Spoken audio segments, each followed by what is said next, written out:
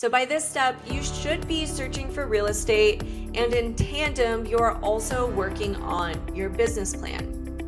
There are two main elements to consider about your business plan.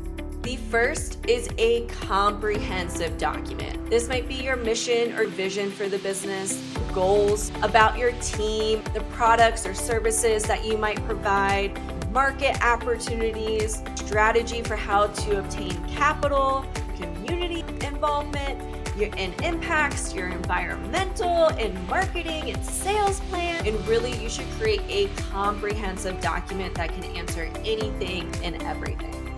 You need something very clear, concise, and something that is designed, such as a presentation and a slide deck, and really talk about the benefit for them to invest in you and how they're going to get their money back by investing into your business. So these are two elements within your business plan that I highly suggest that you start working through. And of course, have consultants or attorneys or other experts in the cannabis industry review your business plan to make sure that the numbers are truly aligning. And look, if you're not an expert here, then just find an expert.